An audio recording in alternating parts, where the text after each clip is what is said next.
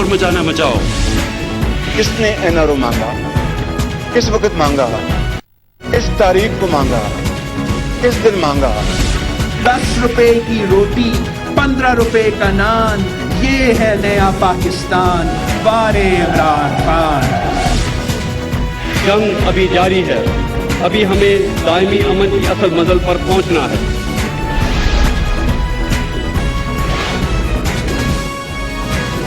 आप देख रहे हैं खबरों, तबसरों और तज्जियात पर मबनी पाकिस्तान का सबसे मोतबर न्यूज शो दुनिया, कामरान खान के साथ।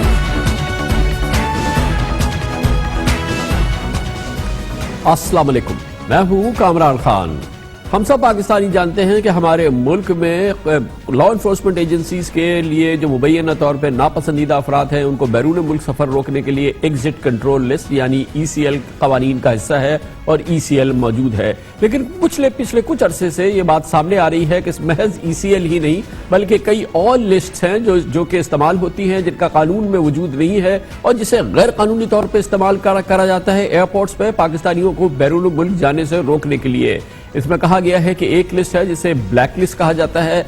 थोड़े दिनों पहले खबर आई थी कि एयरपोर्ट्स पे एक नो फ्लाई लिस्ट भी है, एक स्टॉप लिस्ट भी है। ये इस्लाहात मुसलसल सुनने में आ रही हैं जिनके तहत कई सियासी और आम पाकिस्तानी शख्सियात को एयरपोर्ट पर बैरून मुल्क जाने से रोक दिया जाता है बिना वजह बताए। जिसके बाद ऐसी तमाम लिस्ट्स के बारे में अब सवालात उठाए जा रहे हैं। इससे पहले भी उठाए जाते थे और आज ये सवाल सेनेट ऑफ पाकिस्तान में उठाया गया, जहां पे डायरेक्टर जनरल पासपोर्ट्स ने सेनेट की कायमा कमेटी बराए कानून और इंसाफ को बताया कि इस मुल्क में 15,000 अफराद के नाम एक ब्लैक लिस्ट पर मौजूद है, जिस पर कमेटी के अरकान ने अपनी हैरानगी का इजहार किया और पूछा कि ये ब्लैक लिस्ट कहां से आई। कवानीन में तो ECL का जिक्र है लेकिन ब्लैक लिस्ट तो कोई मौजूद नहीं है।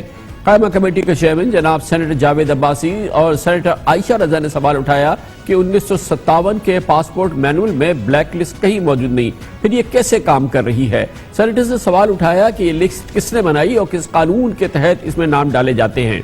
दिलचस्प बात यह है कि इस मौके पर वफाकी वजीर इंसानी हुकूक शीरी मजारी ने भी लाइलमी का इजहार करते हुए कहा कि मुझे ECL का इल्म है, ब्लैक लिस्ट का नहीं। किसी भी जमहूरी मुल्क में ब्लैक लिस्ट का जवाज नहीं बनता। ब्लैक लिस्ट का मामला उस वक्त ज्यादा नुमाया हुआ था जब पिछले महीने पंजाब में कायदे हिज़्ब इख्तिलाफ हमजा शहबाज को बैरून मुल्क जाने से रोका गया था।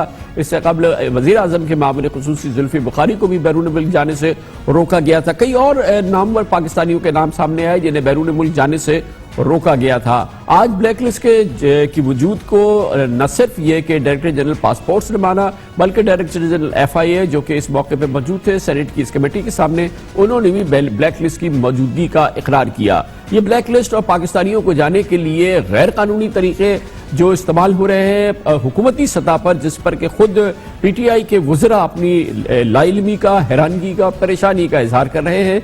इस मौजू में बात करते हैं, इस्लामाबाद जाएंगे जहां पर हमारे सीनियर कॉरेस्पॉन्डेंट कमरुल मुनव्वर मौजूद हैं। बहुत बहुत शुक्रिया कमरुल मुनव्वर साहब। ये बताइएगा कि ये क्या मामला है, ये ब्लैक लिस्ट है, आज बाकायदा इसकी जो मौजूदगी है वो आज सेनेट ऑफ पाकिस्तान में DG FIA ने और DG पासपोर्ट्स ने उसको माना है। इसकी वजह नहीं बताई और इसका सुराग नहीं दिया कि ये कहां से बनती है और ये है तो फिर ECL क्या है। क्या हुआ आज भी ECL ब्लैक लिस्ट के हवाले से, क्या पोजीशन है मिनिस्ट्री ऑफ इंटीरियर की? जी कामरान साहब, इस हवाले से कोई भी वाज़ेह मौक़िफ़ जो है वो ना तो इमिग्रेशन एंड पासपोर्ट वाले दे सके, ना ही वज़ारत दाखिला के जो हुकाम थे उन्होंने दिया। इससे कबल मैं आपको बताते चलूँ कि 3 ऐसी कमेटियां थी जिसमें ECL के हवाले से और ब्लैक लिस्ट के हवाले से जो चीज़ों को पूछा गया था, जिसमें सेनेट की कायमा कमेटी बराए दाखिला, सेनेट की कायमा कमेटी बराए इंसानी हकूक और अब सेनेट की कायमा कमेटी बराए कानून इंसाफ में, तीनों में यही सवालात पूछे गए थे कि ब्लैक लिस्ट क्या है, कहाँ से आती है, कैसे जनरेट होती है और इसको शुरू किस तरह किया जाता है। जैसे आज कानून इंसाफ की कमेटी में जो है DG पासपोर्ट जो उन्होंने ये कहा कि ये ब्लैक लिस्ट उन लोगों के लिए है जो डुप्लीकेट पासपोर्ट बनाते हैं और जब वो बाहर जाते हैं और वापस आते हैं उनका नाम ECL में डाल दिया जाता है। मतलब डुप केस हो तो उनका नाम जो है वो ECL में डाला जाता है। लेकिन जो प्रेसिडेंट्स दी गई जिसमें हमजा शहबाज, मोहसिन दावड़, अली वजीर, जुल्फी बुखारी, इनका नाम जो है ना तो इन्होंने 2 पासपोर्ट बना रखे थे ना ही नाम चेंज करके कोई पासपोर्ट बनाया था। तो सेनेटर ने जब ये पूछा कि इनके नाम कैसे इस लिस्ट में आए तो उसके बाद इसका कोई जवाब उन्होंने नहीं दिया। उसके बाद ये कहा गया कि ये एक और लिस्ट है जो PNIL है, जिसको प्रोविजनल नेशनल आइडेंटिफिकेशन लिस्ट कहते हैं। इसके बारे में DGFIA ने ये बताया कि हमारे पास एयरपोर्ट के ऊपर ECL में नाम डालने में क्योंकि ताखीर होती है, काबीना उसका फैसला करती है या इस हवाले से अदालतें जो हैं वो लिखती हैं, तो इस हवाले से बाकायदा तौर पर एक लिस्ट मौजूद होती है जिसको हम PNIL कहते हैं कि किसी अगर पैसेंजर को बाहर जाने से रोकना मकसूद हो तो उसको इस लिस्ट के तहत रोक लिया जाता है। जब इस हवाले से मगर ये बताइएगा कि ये PNIL जो है ये तो फिर गैर कानूनी हुई, क्योंकि बैरून मुल्क पाकिस्तानियों को रोकने का सिर्फ एक तरीका है, वो ECL पे नाम कैसे आएगा उसका एक तरीका है कि वो काबीना के जरिए होता है, उसका पूरा एक प्रोसेस मौजूद है। उस प्रोसेस के एब्सेंस में कोई और लिस्ट और उसके जरिए लोगों को रोकना बाहर जाने के लिए, तो ये इसका तो कोई कानून में तो कोई जवाब मौजूद नहीं है। जी बिल्कुल, इस हवाले से जब वजारत दाखिला से पूछा गया तो उन्होंने बताया कि जो इमिग्रेशन एंड पासपोर्ट का एक्ट है 1957 उसके अंदर ये चीज मौजूद है, लेकिन जब DG पासपोर्ट यहां पर आए तो उन्होंने उसकी जो उस हवाले से जो ब्रीफिंग दी वो बिल्कुल डिफरेंट थी और उसमें ये कहा गया था कि किसी ने अगर एक शख्स ने अपने 2 नाम रख के अपना नाम चेंज करके पासपोर्ट बनाया तो उसका नाम ब्लैक लिस्ट में डाला जाता है और उसका कानून वाकई मौजूद है, लेकिन उसमें उन लोगों के नाम जो एक शख्स और वो अपने 2 पासपोर्ट बना ले उनके लिए है। सरासर ये जो है गैर कानूनी तरीका था जिसके जरिए इन लोगों को रोका गया और रोका जा रहा है। 15,000 लोग अभी भी ऐसे मौजूद हैं जो इस ब्लैक लिस्ट में शामिल है और तमाम इमिग्रेशन और पासपोर्ट्स के जो जितने भी इमिग्रेशन हुकाम है उनको ये लिस्ट जो है वो डिसेमिनेट की जाती है और वहां पर मौजूद जो इनका कानून है उसके तहत उन लोगों को रोका जा रहा है। बहुत शुक्रिया। हमारे सीनियर कॉरेस्पोंडेंट अब्दुल मुनव्वर मौजूद थे।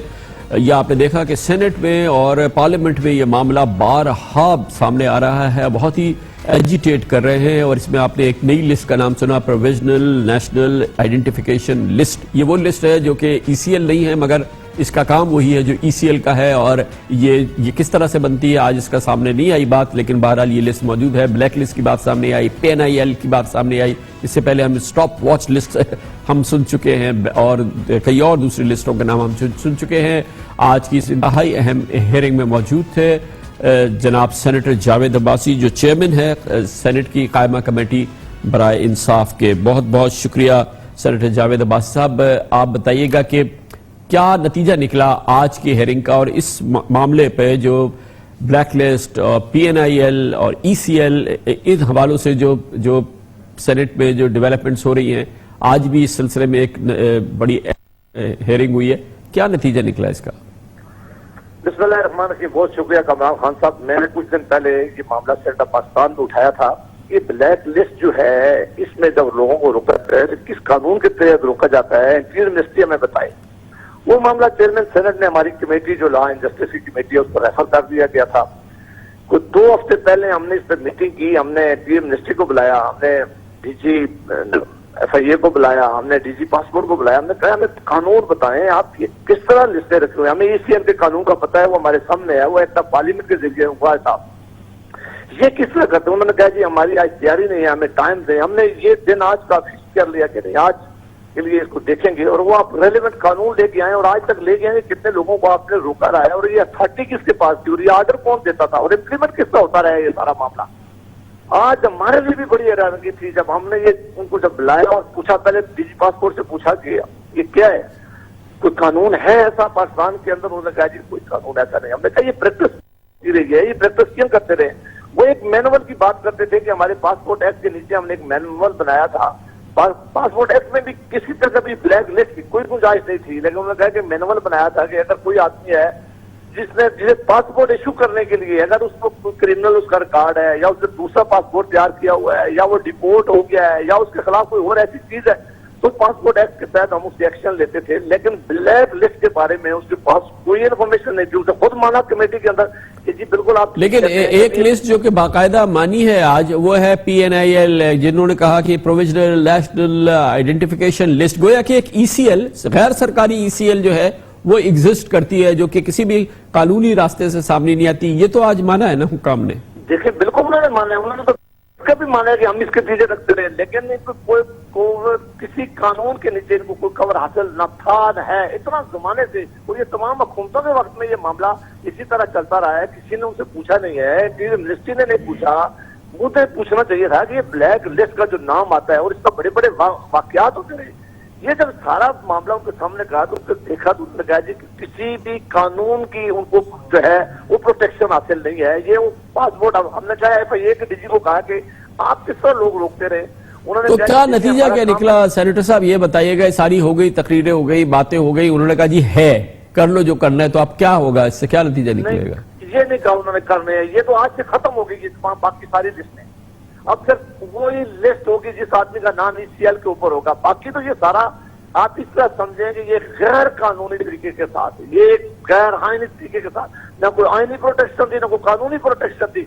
ये सिर्फ हुकूमतें लोगों को अपने जिसके खिलाफ होती थी, जिसके खिलाफ जिसको दर्ज करना चाहती थी, जिसके खिलाफ कोई केस नहीं होता था, उसको जोर से रोकने के लिए ये एक हथियार हुकूमतें इस्तेमाल करनी चाह रही थी, जिसको बहुत बड़ा मजाक था। इसके ऊपर बड़ी इन्वेस्टिगेशन होनी चाहिए, इनके ऊपर जिन जिन लोगों ने ये एक्सरसाइज किया, जिन जिन एरिया में अरसे में ये एक्सरसाइज किया, मैं सुनता हूँ उनके खिलाफ। बहुत शुक्रिया सेनेटर मुर्तजा जावेद अब्बासी साहब हमारे साथ मौजूद थे। कमर से ब्रेक, उसके बाद हम जिक्र करेंगे एक अनोखा वाकया है। अमेरिका में 1 महीना हो गया है, गवर्नमेंट शटडाउन है, वफाकी इदारे बड़ी तादाद में बंद हैं, लाखों अमरीकी सरकारी मुलाजमीन घरों बैठ गए हैं। एक बहुत ही दिलचस्प सूरत हाल है, इसकी वजूहात और इसके असरात आपको दिखाते हैं छोटे से वक्फे के बाद।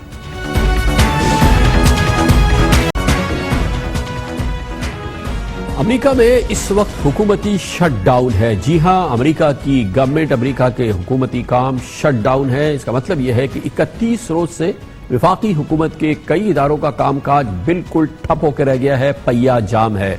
कोई 8 लाख सरकारी मुलाजमीन इस सूरत हाल से बराह रास्त मुतासर हैं। वो या तो काम पे नहीं जा रहे या फिर उन्हें तनख्वाहें मिलना बंद हो गई हैं। 8 लाख अमेरिका के सरकारी मुलाजमीन का यह हाल है। इसका नतीजा यह है कि विफाकी हुकूमत के तहत चलने वाली अदालतें, महकमा सोशल सिक्योरिटी, टैक्स के दफातर, हत्ता के पार्क भी जुज़वी तौर पर बंद हो चुके हैं। इस बढ़ते हुए बहरान की वजह रिपब्लिकन और डेमोक्रेट पार्टियों के दरमियान माली मामलात पर इख्तलाफात है।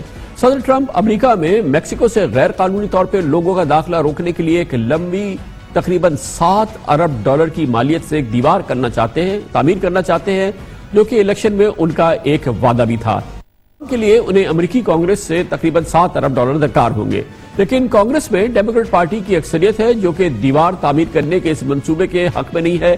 दीवार के आगे डेमोक्रेटिक पार्टी दीवार बन के खड़ी हो गई है और सदर ट्रंप को मतलूबा रकम देने से इनकार कर दिया है। जवाब में सदर ट्रंप ने कांग्रेस की तरफ से विफाकी हुकूमत की मंजूर करदा सालाना बजट पर दस्तखत करने से इनकार कर रखा है, जिसके बाद जैसा कि मैंने आपको बताया कि कई विफाकी महकमों में लाखों मुलाजमीन की तनख्वाहों की अदायगी रुक गई है और गवर्नमेंट शटडाउन की कैफियत में आ गई है। कोई 4.25 लाख मुलाजमीन को फिलहाल छुट्टी पर घर बैठने के लिए कह दिया गया। बकिया कोई 4 लाख के करीब मुलाजमीन ऐसे हैं जो काम पे जा रहे हैं लेकिन उन्हें तनख्वाह नहीं मिल रही है। ये पूरी कैफियत इस वक्त देखने से ताल्लुक रखती है अमेरिका के दारुल हुकूमत वाशिंगटन में, जहां पर कहा जाता है कि एक उमूमी सन्नाटा नजर आ रहा है, क्योंकि तकरीबन 7-8 लाख जो लोग जो इस शहर में काम करते हैं वो वफाकी महकमों में काम करते हैं और वो अपने कामों पर नहीं रहे हैं। वाशिंगटन में ये सब पहली बार नहीं हुआ है। माजी में जब भी सदर एक पार्टी का हुआ है और कांग्रेस में अक्सरियत दूसरी जमात की हुई हो, सियासी कलीज बहुत ज्यादा बढ़ जाती है और बाज़ औक़ात हुकूमती कामकाज मफलूज होकर रह जाता है।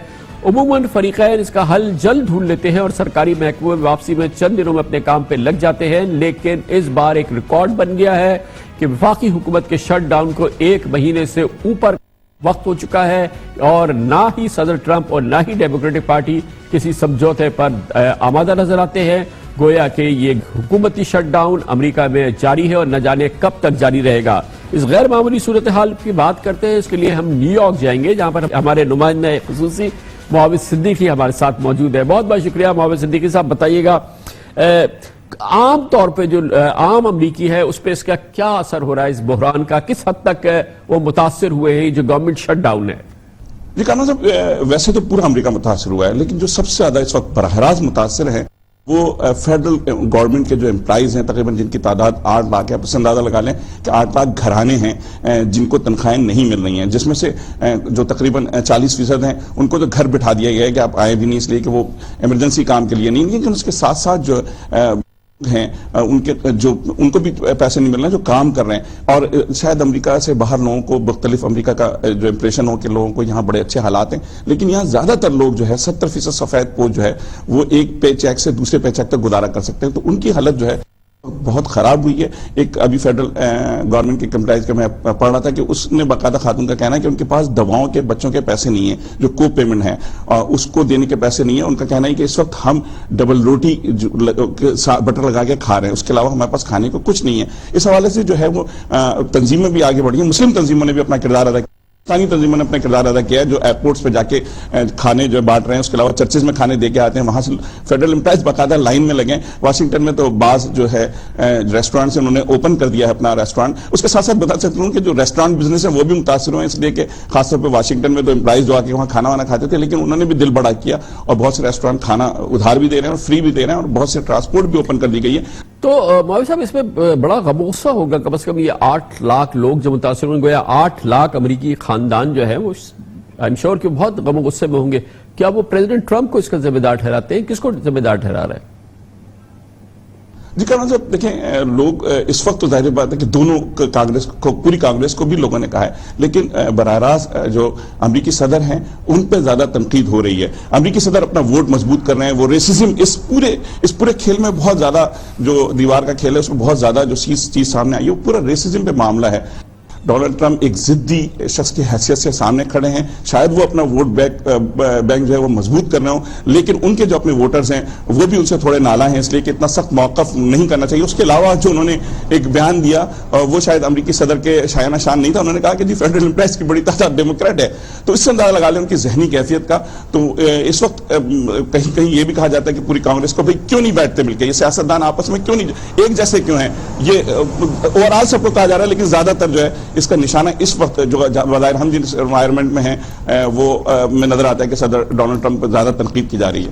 تو کچھ ہے آثار کہ یہ بحران کہیں ختم ہو سکتا ہے؟ کوئی اس سلسلے میں کوئی بات چیت ہو رہی ہے دونوں سیاسی جماعتوں کے درمیان؟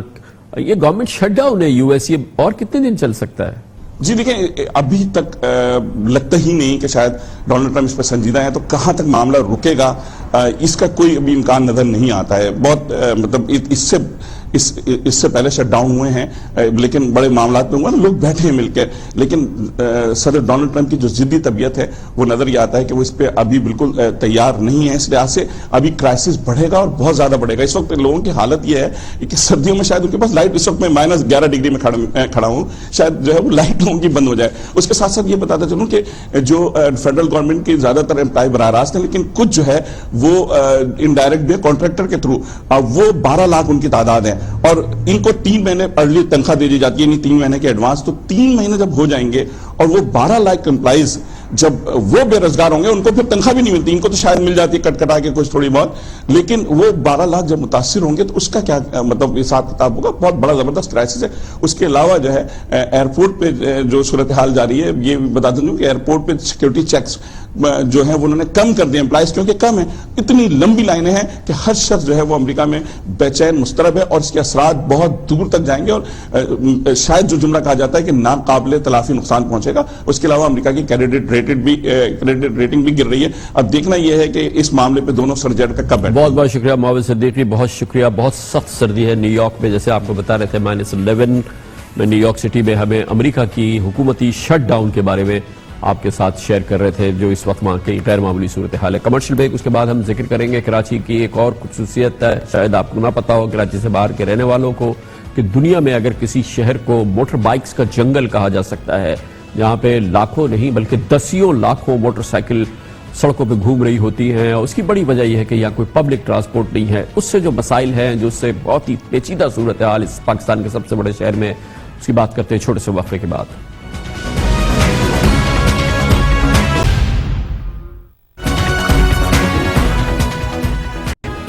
Welcome back. پاکستان کے سب سے بڑے شہر کراچی کا شمار دنیا کے 10 بڑے آبادی کے لحاظ سے 10 بڑے شہروں میں ہوتا ہے۔ मगर ये दुनिया के इन 10 बड़े मुल्कों में सबसे ज्यादा बदकिस्मत शहर है, क्योंकि यहाँ पर कोई माकूल ट्रांसपोर्ट निज़ाम नहीं है। ये शायद दुनिया का वाहिद अपने साइज का बड़ा शहर है जहाँ पे कोई सरकारी पब्लिक ट्रांसपोर्ट नहीं है, एक भी सरकारी बस नहीं चल रही है। शहर यानी कि कराची जिस तरह से फैलता गया, लोगों को ट्रांसपोर्ट में शदीद मुश्किलात का सामना करना पड़ता है। लोगों के लिए ये ट्रांसपोर्ट की मसाइल जो है वो इंतहाई संगीन है, ख़ास तौर पे उन ख़वातीन के लिए, उन बच्चियों के लिए जो को पब्लिक ट्रांसपोर्ट को या ट्रांसपोर्ट को इस्तेमाल करने के लिए मजबूर हैं। मास ट्रांजिट का वफाकी हुकूमत का मंसूबा 3 साल पहले तकरीबन शुरू हुआ था। ग्रीन लाइन 3 साल बाद में मुकम्मल नहीं हो सका। सूबाई हुकूमत ने इस सिलसिले में अपना काम 1% भी नहीं किया और ये मामला बहुत ही सुस्त रवि से आगे बढ़ रहा है। ऑरेंज लाइन जिसे बाद में ईधी लाइन का नाम भी दिया गया, ये कुल्लियतन सिंध हुकूमत ने बनानी थी। तकरीबन 4 किलोमीटर का ये काम था, 3 साल हो गए, इसका आधा काम भी मुकम्मल नहीं हुआ है और इस पे बदइंतजामी के अलावा मुबैना खुर्द के इल्जामात लग रहे हैं। और कुछ नहीं तो हुकूमत कराची की मरकजी शाहराहों पर कोई पब्लिक बस नहीं चला सकी। पाकिस्तान पीपल्स पार्टी की हुकूमत को 11 साल हो गए हैं। 11 साल में उन्होंने शायद 1100 बार कराची को बसें देने का वादा किया था, मगर एक बार भी ये वादा पूरा नहीं हुआ। नतीजा ये है कि कराची में मोटरसाइकिल्स की भरमार है। हर कराची वाला जो अफोर्ड कर सकता है बेचारा वो एक मोटरसाइकिल ले लेता है और इन मोटरसाइकिल की तादाद आम गाड़ियों से कहीं ज्यादा हो चुकी है। कराची अब मोटरसाइकिल्स का एक जंगल बन चुका है। कराची की सड़कों पर अगर 20 लाख गाड़ियां हैं तो मोटरसाइकिल्स की तादाद एक अंदाजे के मुताबिक इस वक्त 32 लाख है। उसमें रोजाना 1000 के लगभग मोटरसाइकिल्स का रोजाना इजाफा हो जाता है। 1000 के करीब लोग रोजाना मोटरसाइकिल्स खरीद रहे हैं। ये बेहंगम कैफियत है पूरे शहर में, क्योंकि मोटरसाइकिल्स के 32 लाख मोटरसाइकिल्स को कंट्रोल करना, उनको ट्रैफिक के रेगुलेशन पे रखना एक बहुत ही नामुमकिन अमल है और जिसकी वजह से ये शहर जो है वो मोटरसाइकिल का जंगल नजर आता है। पीपल्स पार्टी की हुकूमत ने इस सिलसिले में तो हाथ खड़े कर लिए हैं। कराची से शायद उसका कोई ताल्लुक नहीं है, पब्लिक ट्रांसपोर्ट से दूर दूर का ताल्लुक नहीं है। कराची में मोटरसाइकिल का ये जंगल जो इस वक्त हमारे सामने नजर आता है, ये बहुत ही एक दिलचस्प सूरत हाल है कराची से बाहर रहने वालों के लिए। इसके लिए हमने खुसूसी रिपोर्ट तरतीब दी है जो हमारे नुमाइंदे खुसूसी मोहम्मद अशद ने तैयार की। मोहम्मद अशद की ये रिपोर्ट आप देखिए।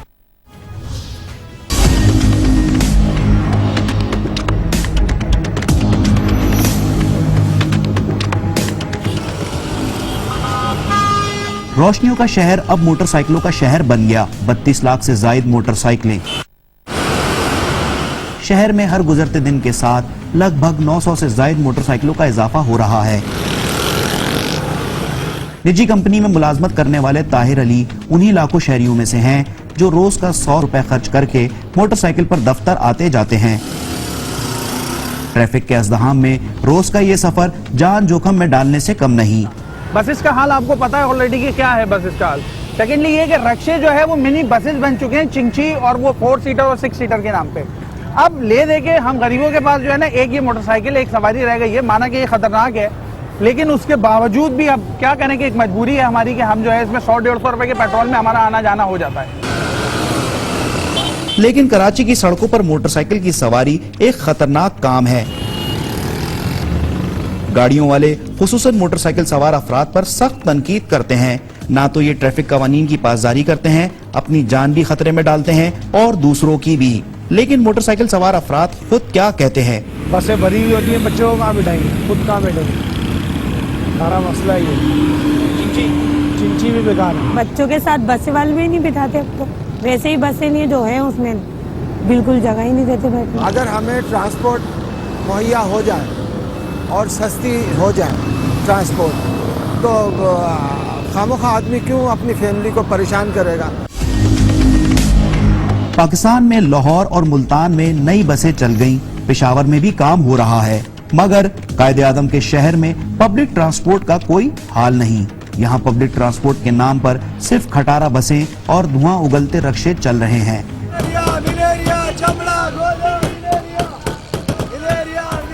10 साल से सिंध पर हुक्मरान पीपल्स पार्टी ने आवाम को सिर्फ 10 बसें फराहम की।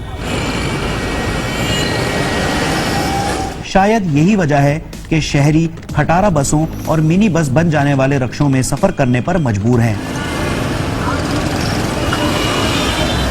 कराची की सड़कों पर इस वक्त लाखों मोटरसाइकिलों के अलावा 20 लाख दीगर गाड़ियां भी दौड़ रही हैं और इन्हें काबू करना ट्रैफिक पुलिस के लिए भी मुश्किल हो चुका है। कराची में मैं समझता हूँ कि اس انفراسٹرکچر امپروومنٹ میں کام سلو ہے. دوسرا ماس ٹرانزٹ کے حوالے سے بسوں کی تعداد, کوالٹی بسز کی تعداد بڑھنے میں بھی بہت کام سلو ہے, اس پہ کام ہو رہا ہے. 29 لاکھ موٹر سائیکلیں ہیں, آدھے سے زیادہ پاپولیشن گاڑیوں میں موٹر سائیکلز ہیں, بہت زیادہ ہے. اور ہم دوسرا ہے نہ لائسنس ہے بہت زیادہ لوگوں کے پاس, نہ وہ ذمہ دارانہ ایک رویہ ہے کہ ہم اس لین میں چلائیں. کراچی میں گرین لائن, اورنج لائن اور ٹرانسپورٹ کے دیگر منصوبے تاخیر کا شکار ہیں. المیہ یہ ہے سندھ حکومت سڑکوں پر ان کا متبادل لانے میں بھی ناکام ہے. کمرشل بریک کے دوران آپ نیوز ہیڈ لائن دیکھیں گے, جس کے بعد ہم اپنے پروگرام کے باقی حصے کے ساتھ واپس آتے ہیں.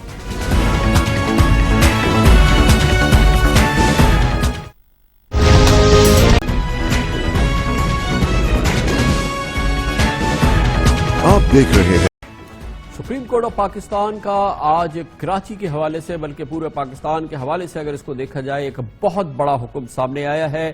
اس حکم کے سامنے آنے کے نتیجے میں اس وقت کم از کم کراچی کے کاروباری اور تجارتی حلقوں میں ایک افراتفری کا عالم ہے. اس حکم کے نتیجے میں خیال یہ کیا جا رہا ہے, اس حکم کی روح یہ ہے کہ کراچی کو اصل شکل میں بحال کیا جائے, کراچی کو اس کے اوریجنل ماسٹر پلان کے حوالے سے اس کی بحالی ہونی چاہیے. یہ آج سپریم کورٹ آف پاکستان کا آرڈر ہے جس کا مطلب یہ نکالا جا رہا ہے, بلکہ واضح طور پہ یہ مطلب سامنے آ رہا ہے کہ اس پر عمل درآمد کے لیے کراچی شہر کی اہم ترین شاہراہوں پر ہزاروں کمرشل عمارتیں, تعمیرات گرائی جائیں گی. جی ہاں, یہ چند 100 کی بات نہیں ہے, یہ ہزاروں تعمیرات, کمرشل عمارتیں اور کراچی کی مصروف ترین اور سب سے بڑی شاہراہوں پہ گرائی جائیں گی. سپریم کورٹ کے سینئر ترین جج جناب جسٹس گلزار احمد نے آج شہر کراچی میں رہائشی, رفاہی اور اس کے علاوہ پارکس اور کھیل کے میدانوں سمیت کراچی کے اصل ماسٹر پلان اور الاٹمنٹ کیٹیگری کے برعکس بنائی گئی تمام کمرشل عمارتیں گرانے کے سخت احکامات جاری کیے ہیں.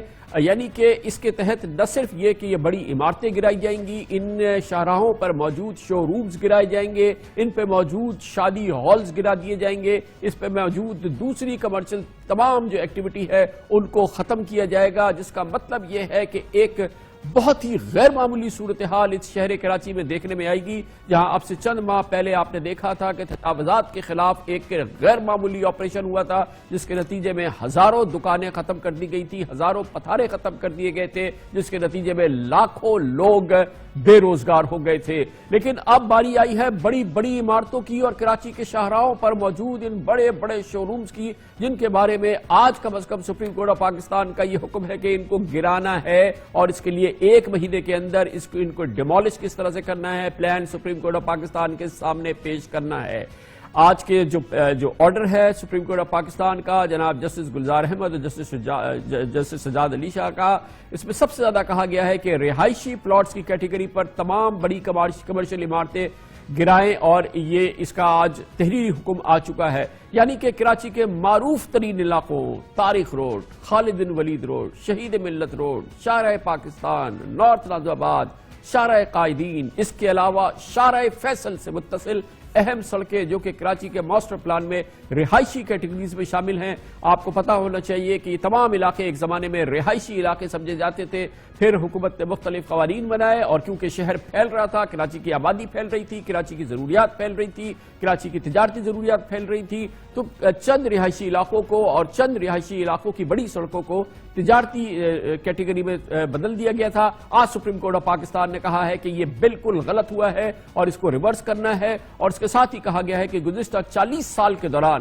کمرشل کیٹیگری میں جن کو شامل کیا گیا ہے, جن عمارتوں کو, یعنی کہ جو ایمنٹی پلاٹس تھے یا جو رہائشی پلاٹ تھے یا جو رفاہی پلاٹ تھے, اب وہاں پہ قائم کثیر المنزلہ عمارتیں ہیں یا کمرشل بلڈنگز ہیں یا شاپنگ مالز ہیں یا شادی ہالز ہیں یا گاڑیوں کے شو رومز ہیں یا پیٹرول پمپس ہیں یا CNG اسٹیشنز ہیں, ان کو ختم کرنا ہے. آپ اندازہ لگا سکتے ہیں کہ کتنے دور رس اثرات ہوں گے اس آرڈر کے جو کہ آج سپریم کورٹ آف پاکستان کا سامنے آیا ہے. بہت اہم بات یہ ہے کہ سابق چیف جسٹس جناب میاں ثاقب نثار نے 1.5 مہینے پہلے 11 دسمبر کو کراچی میں 6 منزلوں سے اونچی بلڈنگز پر جو 2 سال سے پابندی تھی سپریم کورٹ کی, اس کا فیصلہ واپس لیا تھا اور کثیر المنزلہ عمارت بنانے کی اجازت دے دی تھی.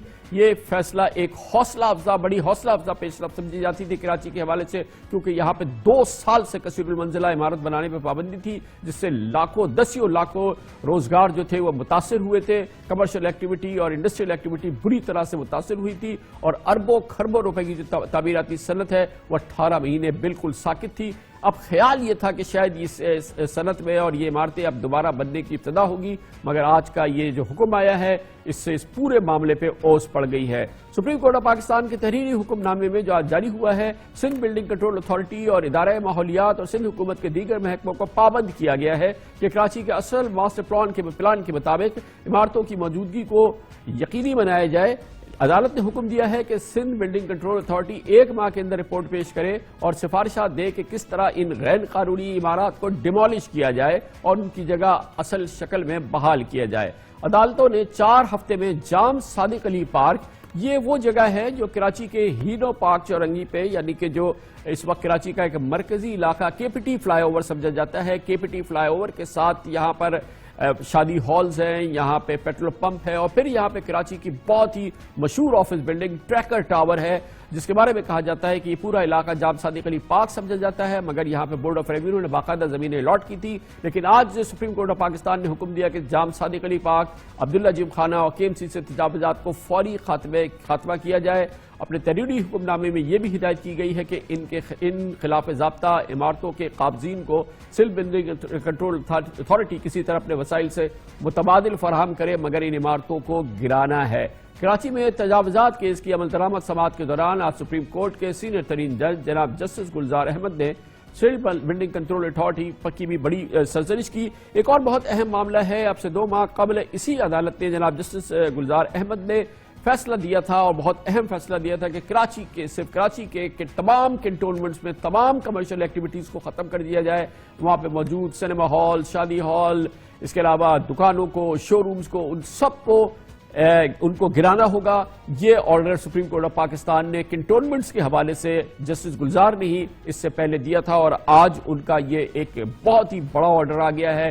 یقیناً کراچی میں اب اس کے علاوہ فی الحال کوئی بات نہیں ہوگی. ایک افراتفری کا عالم ہے. اس میں بہت امپورٹنٹ ہے کہ شارع فیصل پہ موجود اور دوسری جگہوں پہ ان جگہوں پہ موجود شادی ہالز کو بھی گرانے کا حکم دیا گیا ہے. یہ پیک شادیوں کا سیزن ہے اور لوگ جنہوں نے شادی ہال بک کرائے ہیں, جن کی شادیاں ہیں آج کل پرسوں, مثال کے طور پہ اس حکم میں کہا گیا ہے کہ شارع فیصل پہ موجود Karachi water and sewerage board نے کہ جو آفیسر ایسوسی ایشن نے جو جگہ حاصل کی تھی اور وہاں پہ اب شادی ہال کام کر رہے ہیں, ان شادی ہال کو گرا کر وہاں پہ لانز بنا دیے جائیں جیسا کہ اس سے پہلے وہاں ہونا تھا. اس نے بڑی ایک سراسیمگی کی کیفیت پیدا کر دی ہے کیونکہ یہاں پہ کئی شادیاں ہونی ہیں, بلکہ درجنوں شادیاں ہونی ہیں آئندہ 1 مہینے کے اندر, اور وہاں پر ایک افراتفری کا عالم ہے جو دیکھنے میں آیا کیونکہ آج بھی وہاں شادیاں ہیں. وہاں بلڈنگ کنٹرول اتھارٹی کا عملہ پہنچا ہے جس نے کہا ہے کہ اب آپ یہ شادیاں روک دیں. ایک سراسیمگی کا عالم ہے, ایک افراتفری کا عالم ہے جو کہ اس وقت پاکستان کے سب سے بڑے کمرشل کیپٹل کو اس نے اپنی گرفت میں لے لیا ہے اور یقیناً یہ ایک بہت ہی غیر معمولی کیفیت ہے. پرسوں یعنی کہ 24 جنوری کو اس کیس کی دوبارہ سماعت ہوگی اور اس پہ سپریم کورٹ آف پاکستان اس عمل درآمد کے حوالے سے اس نے چیف سیکرٹری کو اور دوسرے اعلیٰ حکام کو طلب کیا ہے تاکہ اس فیصلے کو اس کی روح کے مطابق اس پہ عمل کیا جائے. اور اس کی روح یہ ہے کہ کراچی کو اس کے اصل ماسٹر پلان کے حوالے سے بحال کیا جائے, کراچی کی تعمیرات کو, اور وہ تمام جو شاہراہ اور تمام علاقے جہاں پر کسی رہائشی گھر کو یا کسی دوسری پلاٹ کو چینج کیا گیا ہے کمرشل کیٹیگری کے اندر, اس کو بند کر دیا جائے. اس کے علاوہ یہ بھی کہا گیا ہے کہ جن کے جو پلانز اس سلسلے میں اپروو ہو چکے ہیں ایسے پلاٹس پہ ان کو بھی روک دیا جائے, اور جن کے پلانز اپروو ہو چکے ہیں ان کے نقشے اپروو نہ کیے جائیں. گویا کہ یہ پورا سلسلہ اب رک جائے گا. بہت ہی امپورٹنٹ ڈیولپمنٹ ہے, اس پر ہم بات کرتے ہیں. آباد کے چیئرمین ایسوسی ایشن آف بلڈرز اینڈ ڈیولپرز کے چیئرمین جناب حسن بخشی ہمارے ساتھ ایک بار پھر موجود ہیں. بہت شکریہ بخشی صاحب. بہت ہی امپورٹنٹ آرڈر ہے, سپریم کورٹ آف پاکستان کا آرڈر ہے, اس لیے ہم امپورٹنٹ لفظ سے زیادہ کچھ نہیں کہہ سکتے, مگر اس نے پورے شہر میں اس وقت جو ہے ایک بڑی افراتفری کا عالم ہے کیونکہ تمام بڑی شاہراہیں جو ہیں وہ اس سے متاثر ہوں گی, اور یہ سب کسی زمانے میں ریسیڈنشل ایریاز ہوتے تھے جن کو کہ پھر کنورٹ کیا گیا تھا کمرشل میں. ایک ہے نا بڑی ایک گمبھیر صورتحال. بسم اللہ الرحمن الرحیم. بہت شکریہ کامران خان صاحب. جی آج کا جو گلزار صاحب کا آرڈر ہے میں نے بھی وہ پڑھا ہے اور ہم نے اپنے لیگل ایکسپرٹس کو بھی دیا ہے. میں سمجھتا ہوں کہ ہم نے اس کو 2 حصوں میں تقسیم کرنا چاہیے. ایک حصہ تو وہ ہے کہ جن میں گلزار صاحب یہ کہہ رہے ہیں کہ ایمینٹی پلاٹس پارک اور دیگر جو لینڈ مس یوز ہوا ہے اس پہ ایکشن ہونا چاہیے. ہم بھی یہ سمجھتے ہیں کہ اگر کوئی پارک کا پلاٹ پہ بلڈنگ بنی ہے اور یا کوئی امینٹی پلاٹ پہ بلڈنگ بنی ہے یا کوئی ہاسپٹل کے پلاٹ پہ کمرشل بلڈنگ بن گئی ہے, وہ نہیں بننی چاہیے. اب آج اس پہ کلیئر ہے. دوسرا اس کا پہلو یہ ہے کہ جو پلاٹ آج سے 20 سال 25 سال پہلے گورنمنٹ آف پاکستان نے, گورنمنٹ آف سندھ نے, سٹی کاؤنسل نے لیگلی کمرشلائز کیے تھے روڈ ڈکلیئر, جس میں جیسا نام آپ نے لیا شارع فیصل ہے, خالد بن ولید روڈ ہے, شارع پاکستان ہے, آپ مختلف 26 سڑکیں ہیں, یہ کمرشلائز کی گئی تھی اور اس کی فیس لے کے پلاٹ کنورٹ کیے گئے اور وہ فیس ہزاروں میں نہیں کروڑوں میں تھی اور ان پہ بلڈنگیں بنانے کی اجازت دی گئی. وہ بلڈنگیں بن گئی, لوگ اس میں رہائش پذیر ہیں اور وہ اس پہ سبلیزیں ہو گئی. سبلیز ہونے کے بعد کئی بار سیل ڈیڈ ہو گئی. اب جو یہ پارٹ آف دا آرڈر ہے ان کا, ہمارے جسٹس گلزار صاحب کا, میں یہ سمجھتا ہوں چونکہ وہاں پر کوئی ریلیونٹ آدمی اس وقت موجود نہیں تھا کہ وہ جسٹس صاحب کو یہ بتا سکے کہ سر یہ جو کمرشلائزیشن کا پروسیس ہوا تھا یہ after due process of law ہوا تھا. یہ ایسا کسی انڈیویجول کی یا کسی ڈیولپر کی مرضی سے نہیں ہوا تھا, گورنمنٹ کے ریزولیشن سے ہوا تھا. تو 24 تاریخ کو یہ کیس لگا ہے, ہمارے وکیل بھی حاضر ہوں گے اور میں یہ سمجھتا ہوں کہ جسٹس گلزار صاحب اس آرڈر کو ریویو کریں گے. جو آپ نے ایک بات کہی کہ پورا کراچی پریشان ہے, میں کامران خان صاحب اس میں کہوں گا یہ پورا پاکستان پریشان ہے. آج جو لاہور کی انڈسٹری میں بھی سریا بنتا ہے, ٹائل بنتا ہے, وہ کراچی میں 60% کنزیوم ہوتا ہے.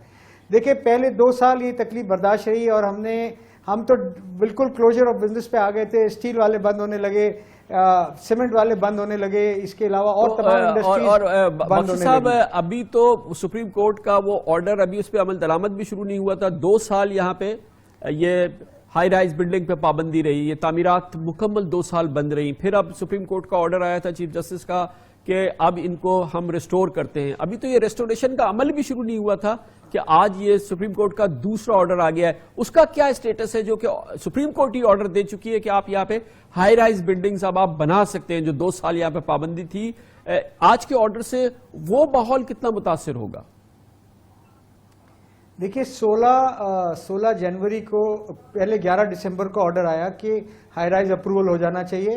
16 جنوری کو گورنمنٹ کا پروسیس ہوتے ہوتے سندھ گورنمنٹ نے نوٹیفیکیشن نکالا کہ ہائی رائز پہ بین لفٹ کیا ہے. جسٹس ثاقب نثار کی 3 ممبر کی بینچ تھی جنہوں نے یہ الاؤ کیا تھا اور ہم ان کی شکر گزار بھی ہیں. اب یہ گلزار صاحب کی 2 ممبر کی بینچ سپریم کورٹ کی, انہوں نے یہ آج آرڈر پاس کیا ہے. میں یہ سمجھتا ہوں کہ اگر اسی طرح سے افراتفری رہے گی اور انڈسٹری اسی طرح چلنی ہے یا چلانی ہے تو کلیئر کٹ آرڈر دے دیے جائیں کہ یہ بند کر دیا جائے تاکہ ہم لوگ کاروبار بند کر دیں. یہ کوئی بھی دنیا کی انڈسٹری اس طرح ممکن ہی نہیں ہے کہ day to day week to week order پہ چلے. دیکھیے میں نے آپ سے عرض کیا بہت سارے لوگوں کا روزگار اس سے متعلق ہے. اب جو بلڈنگیں اس طرح, تو آپ جو کراچی کی بلڈنگ دیکھ لیں وہ ڈکلیئرڈ کمرشل روڈ پہ بنی ہوئی ہیں. تو یہ تو مطلب آپ کہتے ہیں, میں کہتا ہوں 10 20 25 30 ہزار بلڈنگوں کی بات ہو رہی ہے, 50 ہزار بلڈنگوں کی بات ہو رہی ہے. جی یہی میں کہہ رہا ہوں. ظاہر ہے کہ یہ شاید جن لوگوں نے عام آدمی نے, عام پاکستانی نے یہ آرڈر سنا ہے, وہ پڑھا ہے, وہ سمجھ نہیں پا رہا, کیونکہ اس آرڈر کی روح کے مطابق تو یہاں پہ 40-50 ہزار بلڈنگیں گریں گی.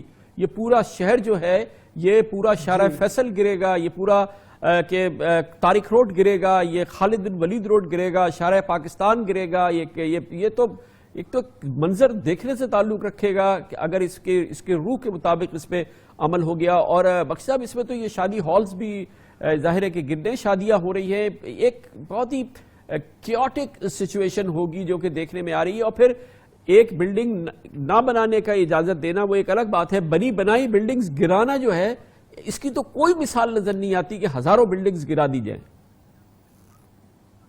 اور وہ بھی وہ کامران خان صاحب وہ بلڈنگیں جو قانونی تمام پروسیجر پورا کرنے کے بعد, فیس دینے کے بعد, اپروو ہونے کے بعد بنی ہیں.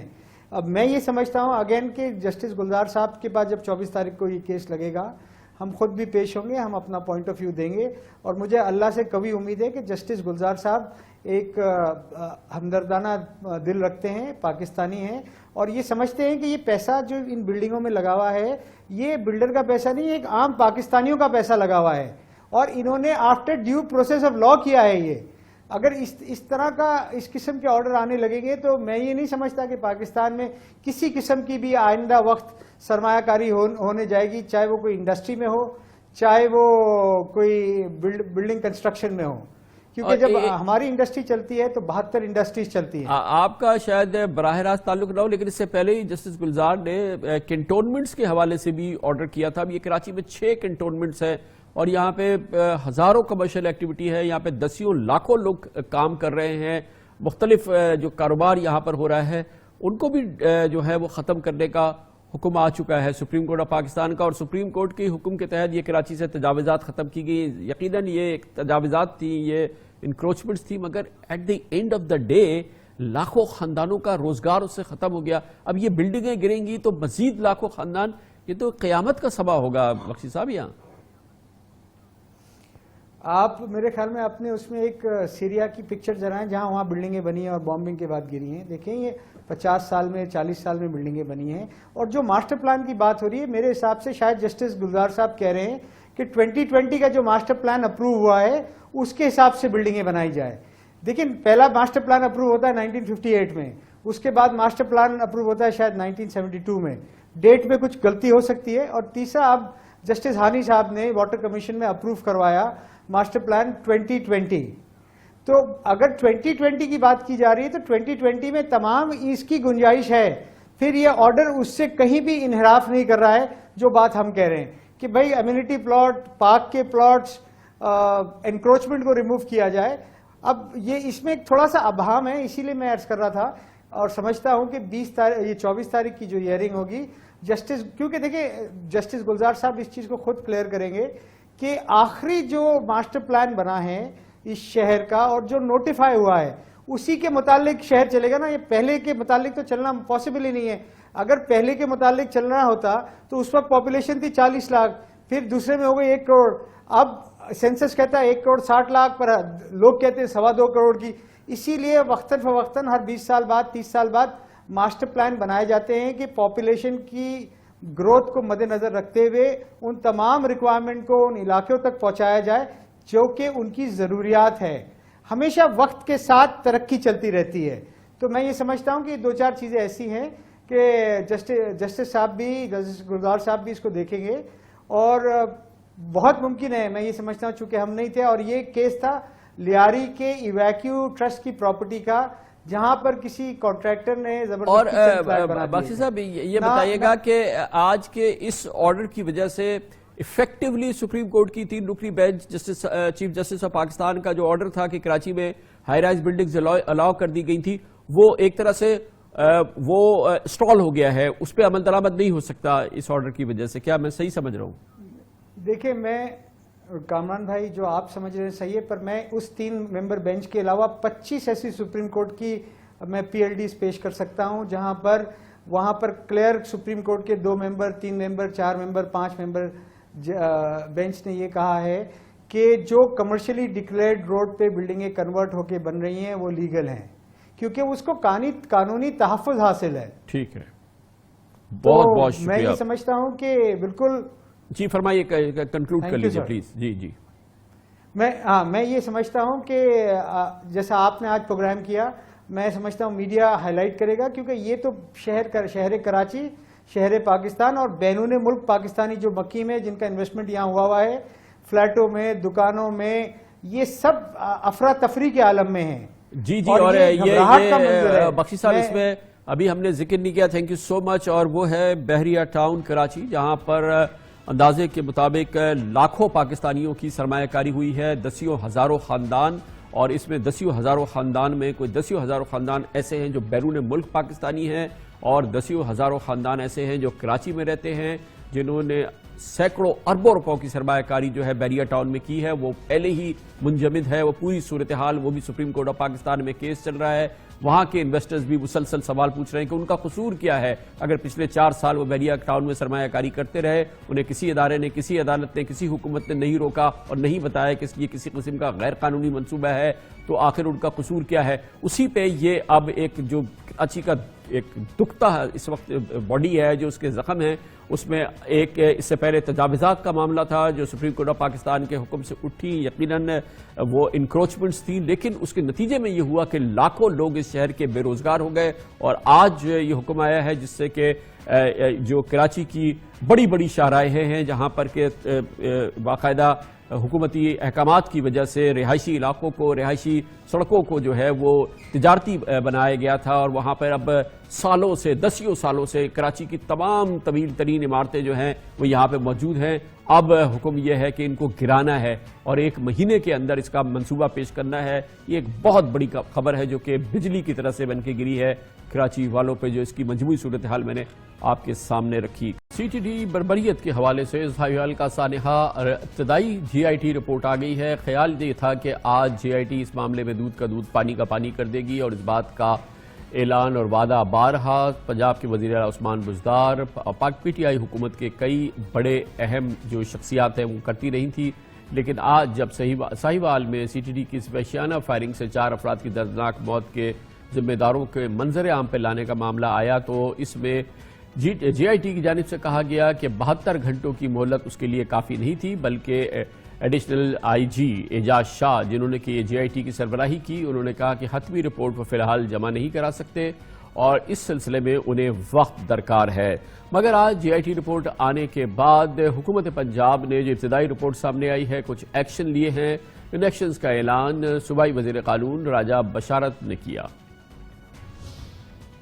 سانحہ ساہیوال کی ابتدائی رپورٹ موصول ہوئی ہے۔ ابتدائی رپورٹ کے مطابق خلیل کے خاندان کے قتل کا ذمہ دار سی ٹی ڈی کے افسران کو ٹھہرایا گیا ہے۔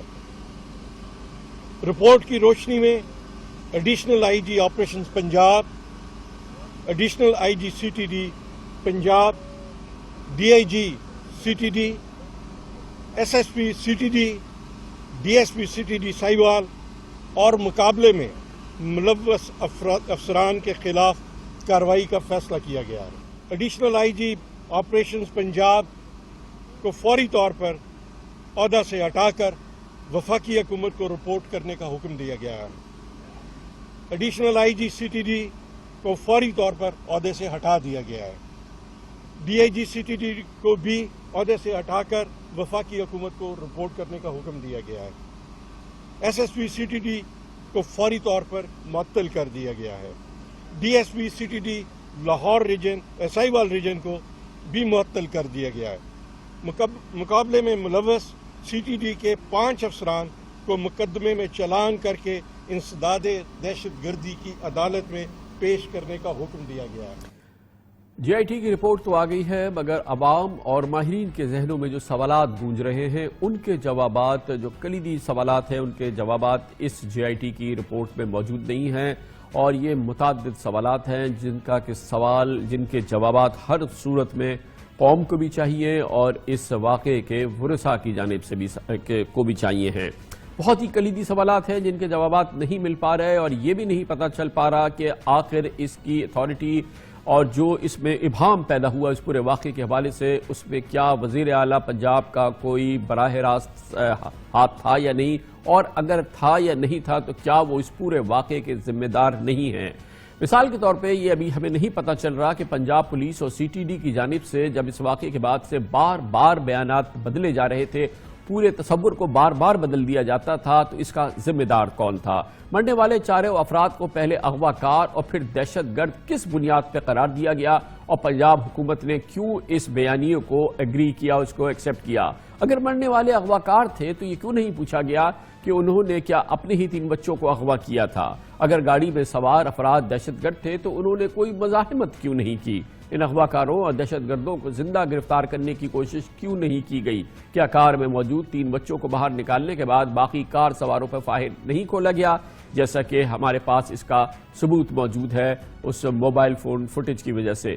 نہتے افراد پر صرف شک کی بنیاد پر سیدھی فائرنگ کا اختیار کس نے دیا، کب دیا، اور آخر پولیس نے یہ اختیار کیسے استعمال کیا؟ پولیس نے جوابی فائرنگ کا الزام تو لگایا، لیکن کیا پولیس کا کوئی جانی یا مالی نقصان ہوا، یا اس بات کا کوئی ثبوت ملا کہ پولیس پر کوئی فائر کیا گیا ہے؟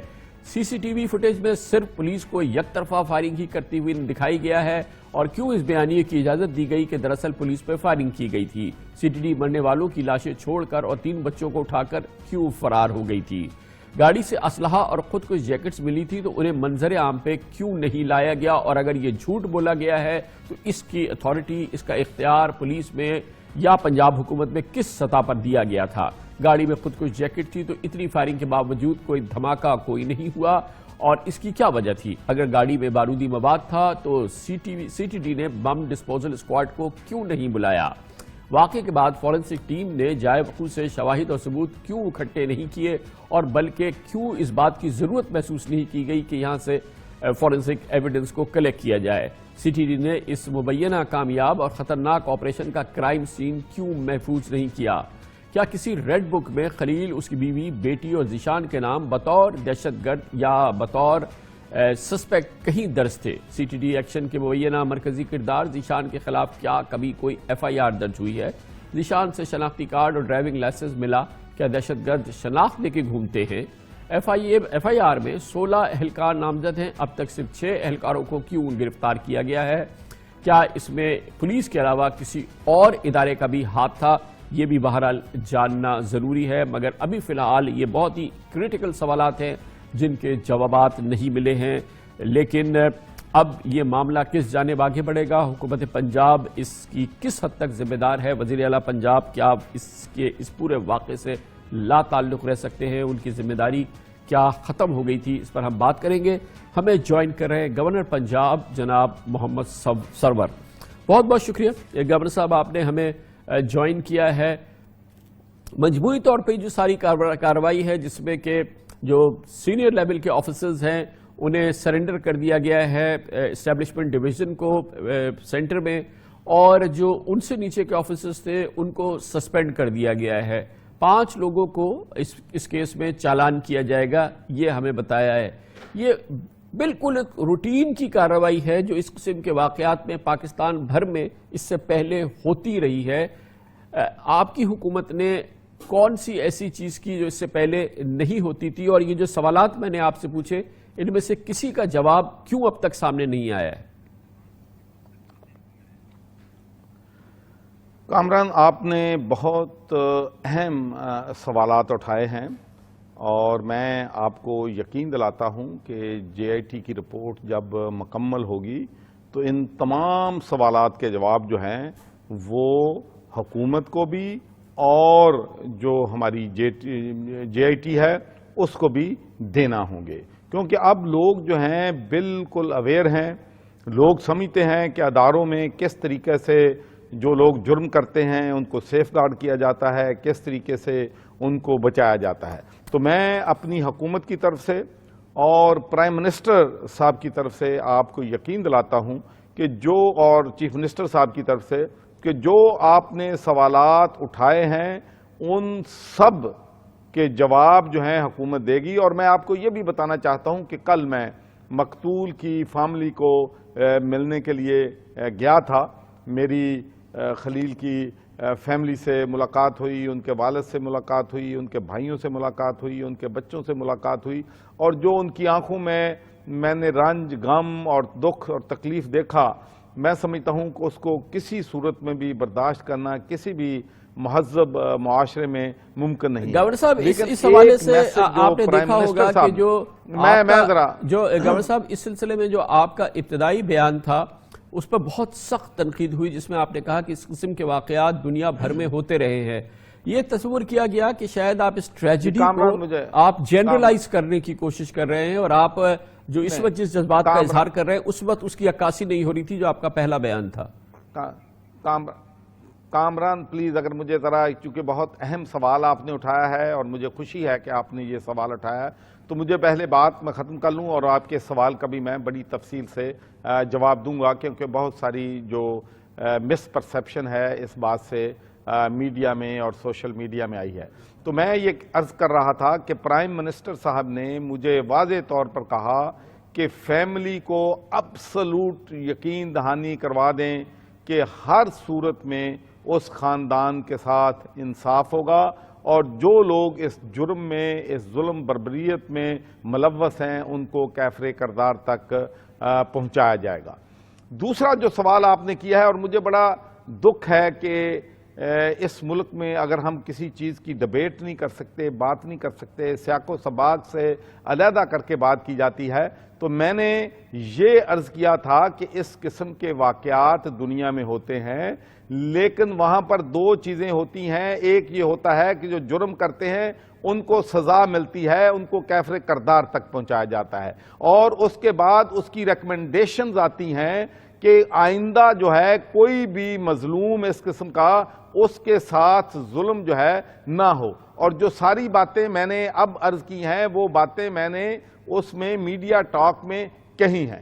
تو یہ بڑی بدقسمتی ہے کہ کچھ لوگوں نے اس کو سیاق و سباق سے ہٹا کر جو ہے اس چیز سے ایک غلط تاثر جو ہے وہ دینے کی کوشش جو ہے یہ فرمائیے گا کہ جو اس وقت جو ایکشن لیا ہے پنجاب حکومت نے، اس میں نے آپ سے بتایا، آپ بھی ایگری کر رہے ہیں کہ روایتی ٹائپ کا ایکشن ہے، پولیس کے ایک لیول تک جو ہے ان کو ان کے عہدوں سے چھوڑنے کا حکم دیا گیا ہے، لیکن پولیس سربراہ کو کسی قسم کی کوئی ذمہ داری نہیں دی گئی۔ آفٹر آل جو محکمہ ہوتا ہے اس کے سربراہ کی ذمہ داری ہوتی ہے، چاہ جائے کہ وزیر اعلیٰ کو کسی قسم کا کوئی ذمہ دار ٹھہرایا جاتا کہ ان کی حکومت میں اس قسم کی چیز ہوئی ہے۔ اور اس سلسلے میں آپ کی توجہ مبذول کرانا چاہوں گا، وہ پیمانہ جو خود عمران خان نے اس قسم کے واقعات کے حوالے سے قوم کے سامنے رکھا ہے اور جس کا وہ برملا اظہار کرتے رہے ہیں، وہ آپ نے ابھی اپلائی نہیں کیا ہے۔ میں آپ کو بتاتا ہوں کہ عمران خان صاحب نے ایسے واقعات کے حوالے سے کیا پیمانہ رکھا ہے۔ پولیس کے نیچے، پولیس ان کے نیچے چیف منسٹر کو ریزائن کرنا چاہیے، اور ساتھ رانا ثناء اللہ جو لا منسٹر بھی ہیں اور جو ہوم منسٹر بھی ہیں اس کو بھی ریزائن کرنا چاہیے، اور آئی جی کو تو نکالنا چاہیے، فوری طور پہ آئی جی کو فوری طور پہ نکالنا چاہیے، اور بلکہ اس کو جیل میں ڈالنا چاہیے جس طرح کی انہوں نے کارروائی کروائی ہے نا سر پیمانہ گورنر صاحب، یہ جو عمران خان صاحب نے رکھا ہے کہ آئی جی ذمہ دار ہوتا ہے، جیل میں ڈالنا چاہیے، وہ کیوں نہیں ان کی حکومت نے آج جب ان کی حکومت نے تو اس کو اپلائی کیا؟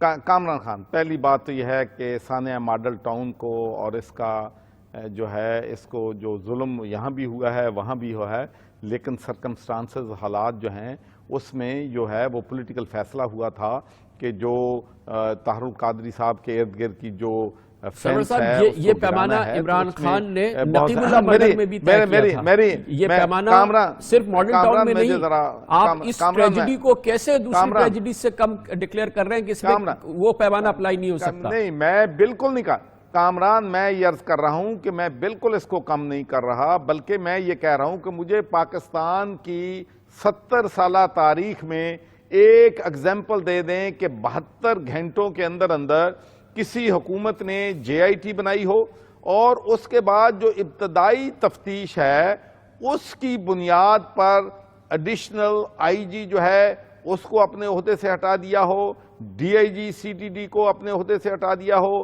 ایس ایس پی کو معطل کر دیا ہو، ڈی ایس پی کو معطل کر دیا ہو، اور 5 افراد کے خلاف دہشت گردی میں مقدمہ جو ہے درج کیا ہو۔ مجھے ایک ایگزامپل دے دیں کہ اس سے پہلے جو ثانیہ ماڈل ٹاؤن ہوا ہے یا اور ثانیہ ہوا ہے اس میں اس قسم کا سوفٹ جو ہے ایگزامپل کی بات نہیں کر رہا، میں اس فلسفے کی، اس کانسیپٹ کی، اس پیمانے کی بات کر رہا ہوں جو عمران خان نے طے کیا تھا۔ اب اصل بات تو یہ ہے کہ امتحان یہ تھا کہ اپلائی کریں وہ اس پہ۔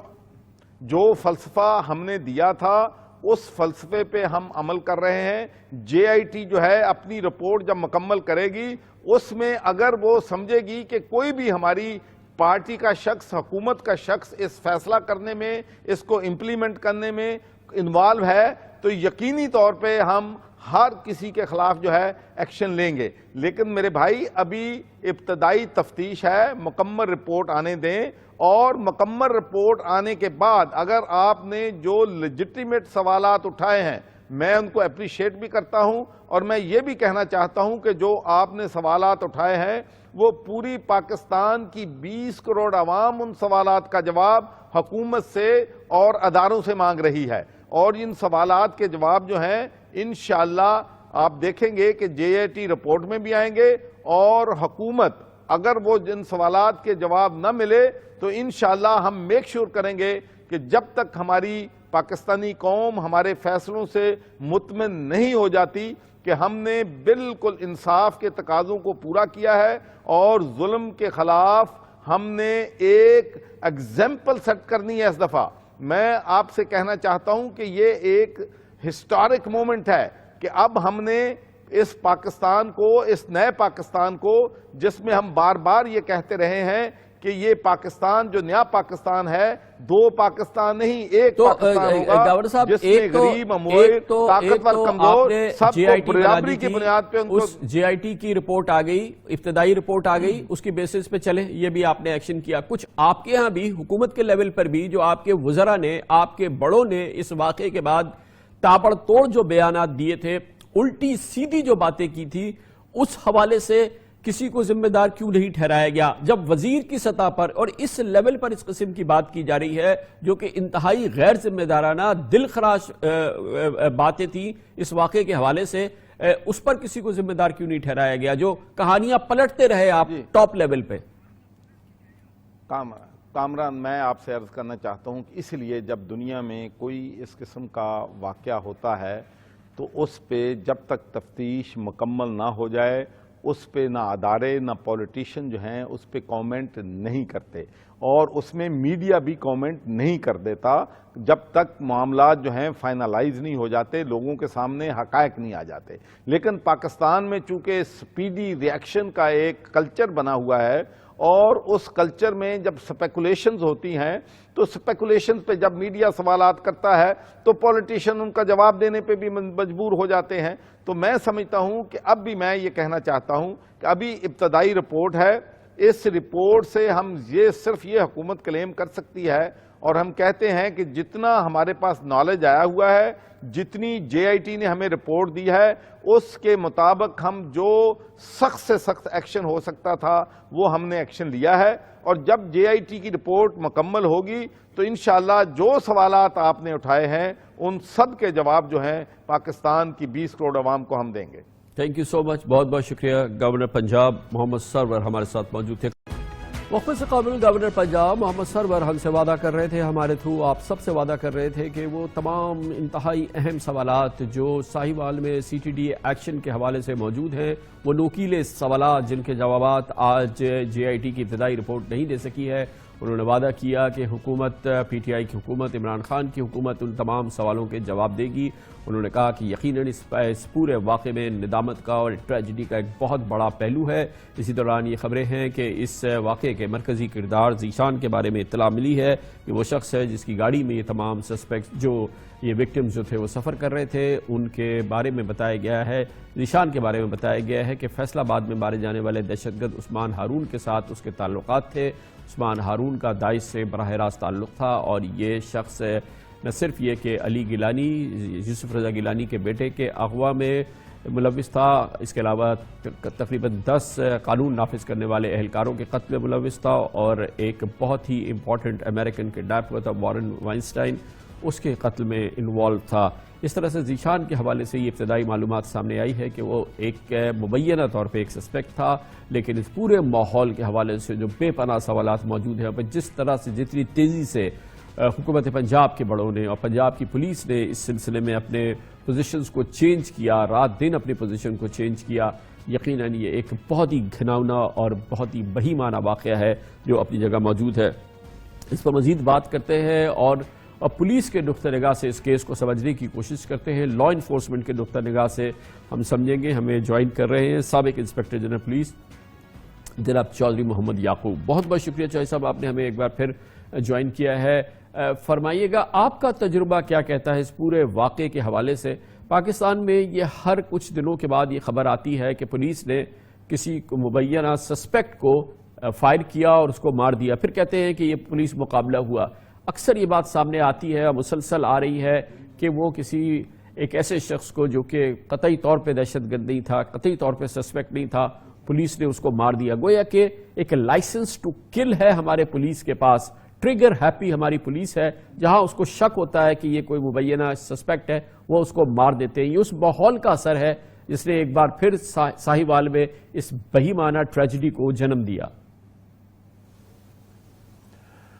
कामरान साहब, आपने बिल्कुल ठीक कहा, यह बड़ा ही अफसोसनाक वाक़या हुआ है जो साहिवाल के अंदर हुआ है, और सीटीडी ने जो पिछले 2-1 साल के अंदर बहुत मेहनत करके पंजाब के अंदर जो टेररिज्म के वाक़यात थे उनको हैंडल किया है और टेररिज्म को बहुत हद तक कम किया है, इस एक वाक़या ने उस सब के ऊपर पानी फेर दिया। उसकी वजह मैं जो अगर समझ सका हूँ, कल्चरली स्पीकिंग या सोशली स्पीकिंग जो इश्यूज नज़र आते हैं कि चूँकि इस मुल्क के अंदर बहुत ज़्यादा हाई क्राइम रेट है, इस मुल्क के अंदर टेररिज्म बेतहाशा है, तो पुलिस के अंदर भी एक मिलिटराइजेशन आ गई है और पुलिस का जो रवैया है वो भी उसके हिसाब से ढल गया है और वो भी ट्रिगर हैप्पी हो गई जो आपने बात की है। पुलिस बुनियादी तौर पर एक ऐसा शोबा है, एक ऐसा अदारा है जो लॉ एंड ऑर्डर कंट्रोल भी करता है और अपने एक्शन को रिस्ट्रेन भी करता है, यानी किसी मासूम इंसानी जान को लेने का सोच भी नहीं सकना चाहिए पुलिस को। लेकिन अगर आप मवाजना करें बरतानिया की पुलिस का और अमेरिका की पुलिस का, तो चूंकि बरतानिया के अंदर क्राइम कम होता है तो वहाँ पे पुलिस जो है वो अगर उसने वेपन इस्तेमाल करना है तो वो एक सीनियर ऑफिसर से, जो असिस्टेंट कमिश्नर लेवल का ऑफिसर होता है, उससे इजाज़त लेने के बाद वेपन इस्तेमाल करते हैं किसी ऑपरेशन में जाने के लिए। अमेरिका में इससे बिल्कुल मुख्तलिफ है और अमेरिका में आम पुलिस वेपन उठा के फिर रही है और आपने देखा होगा कि अमेरिका में इस किस्म के वाकयात होते हैं चूंकि वो हाई क्राइम कंट्री है। पाकिस्तान, लेकिन साहब मैं माइंडसेट समझने की कोशिश कर रहा हूं कि किसी सस्पेक्ट को मारना है, कोई 2 मेल्स हैं, 3 मेल्स हैं, वो सारी कुछ सिचुएशन है और उसमें कोलेटरल डैमेज हो गया, कोई बहुत बड़ी गलती हो गई, मगर ये तो बड़ा सीधा सीधा केस है, बच्चे हैं, फैमिली है और उसमें भी दिल में जरा सा दर्द नहीं आ रहा और जरा सा भी सेकंड थॉट नहीं आ रही कि हम ये क्या करने जा रहे हैं। तो ये जो माइंड में और ये जो पूरे सोल के अंदर एक सेविजरी है, जो वहशियानापन है, ये इसकी क्या वजह हो सकती है? कमरान भाई, इसको ख़त्म करने की ज़रूरत है। बात आपने बिल्कुल दुरुस्त की है कि मतलब मैं तो इससे पहले, ये एक वाक़या हुआ, इससे पहले जो मॉल टाउन का वाक़या हो चुका था, मैं बतौर एक पुलिस ऑफिसर के कई दफ़ा सोचता था कि भाई ये कैसे मुमकिन है कि पुलिस के हाथों इतने बेगुनाह लोग मारे जाए जबकि दूसरी तरफ से उनका वर्शन ये था कि हमारी तरफ से फायरिंग भी नहीं। इस वाक़ये में भी अगर वो JIT ने ये बात मालूम कर ली है कि नज़दीक से फायर किए गए हैं, गाड़ी को रुकने के बाद वहाँ पे करीब जाके फायर किए गए हैं, तो फिर ये उसी ब्रुटैलिटी का हिस्सा है जो पुलिस के जहन के अंदर आ गई है। कानून ये कह, असूली पोजीशन ये है कि क्रिमिनल भाग जाए और चला जाए और उसको ना पकड़ सकें तो शायद वो कोई इतनी गलत बात नहीं, जितना ये है कि उसके हॉट परसूट के अंदर आप अगर फायर करके कोई इनोसेंट आदमी मार दें, तकाजा ये है। लेकिन बदकिस्मती से ये यहाँ पे जो हुआ है उसमें अब गवर्नमेंट ने एक एक्शन भी ले लिया है कि वो लोग जो डायरेक्टली इन्वॉल्व थे इस वाक़े के अंदर, जिन्होंने ये ऑपरेशन किया है, उनके खिलाफ क्रिमिनल ऑफेंस में पर्चा यानी कत्ल का पर्चा दर्ज कर दिया है। लेकिन माफ कीजिएगा कि ये रिस्पांस जो हम आज देख रहे हैं, जो इस वाक़े में देखा या इससे पहले हमने दूसरे वाक़यात में देखा, ये उस वक्त होता है जब ये कोई केस मीडिया में बहुत ही हाई प्रोफाइल प्रोजेक्ट हो जाए, उसकी कोई बहुत ही मीडिया हाइप बन जाए, उसको बिल्कुल 24 घंटे टेलीविजन स्क्रीन पे आए, तो फिर गवर्नमेंट का रिएक्शन आता है। न जाने कितने लोग बेचारे ऐसे मारे जाते होंगे जो कि हार्डली सस्पेक्ट होते हो, जिनका कि कोई पूछने वाला नहीं, जिनकी के मीडिया पे कोई इतनी बड़ी खबर नहीं आती और हमें बता दिया जाता है कि मुकाबले में मारे गए और ये कि वो कत्ल हो गए। तो न जाने ऐसे कितने वाक़यात होते होंगे। इसका कंप्लीट एलिमिनेशन इस माइंडसेट का कैसे होगा? ये माइंडसेट टोटली अपने आप को चेंज करने से होगा। यानी जब तक पंजाब पुलिस या पूरे पाकिस्तान की पुलिस और सिंध भी इसी तरह की पुलिस है, जब तक इस बात को जहन में नहीं बिठाएंगे कि भाई अगर क्राइम की डिटेक्शन रेट कम भी हो तो कोई बुरी बात, इतनी बुरी बात नहीं है जितना ये है कि आपके हाथों से उस हार्ड पुलिसिंग के नतीजे में इनोसेंट लोग मारे जाएं। मैं ये समझता हूँ ये जो KPK पुलिस को बेहतर पुलिस समझा जाता है, मैंने वहां पे भी नौकरी की है, KPK पुलिस को ये नहीं है कि प्रोफेशनली पंजाब पुलिस से को बहुत ज़्यादा बेहतर है, वहाँ पे कल्चर ये है कि वो हार्ड पुलिसिंग नहीं करते, लोगों के घरों में छलांगे नहीं मारते, कोई ऐसी लाजवाजी नहीं करते, इसलिए वो सॉफ्ट पुलिसिंग करते हैं और लोग उनको पसंद करते हैं। मैं समझता हूँ कि पाकिस्तान में अगरचे टेररिज्म को भी हम फेस कर रहे हैं, प्रोफेशनलिज्म का तकाजा ये है कि टेररिज्म को फेस करते हुए भी हमें लोगों के हकूक के तहफ़्फ़ुज़ का ख्याल करना है, हमें इंसानी जान की इज्जत करनी है और उसको महफूज बनाना है। और ऐसा नहीं होता, पुलिस के हाथों ऐसा नहीं होता, वो तकाजे जिसकी आप बात कर रहे हैं उसकी वजह यह है कि उनकी ट्रेनिंग नहीं है ना सर, उनको प्रॉपर इस बात का ये चीज़ उनके इनकलकेट नहीं की गई है उनके दिमाग में, ये उनकी ट्रेनिंग का हिस्सा नहीं है। उनको शायद ये एहसास है कि अगर वो इस पर नहीं भी पाबंद रहेंगे तो उनको बचा लिया जाएगा, उनके सामने बड़ी कुव्वत है, वो उनको बचा लेगी, वो इस किस्म के कोई भी वाक़यात करे। और हमारे सामने है ना कई वाक़यात जिसमें कि इस किस्म का अमल करने वालों को बचाया जाता है, वो उस अमल से नहीं गुजरते जो एक आम मुल्जिम गुजरता है जो कि एक मासूम को कत्ल कर दे, लेकिन पुलिस के हाथों मासूम कत्ल हो जाए तो यकीन ये 100% नहीं है कि उसको करार वाक़ई सज़ा मिलेगी। आप बिल्कुल ठीक कह रहे हैं।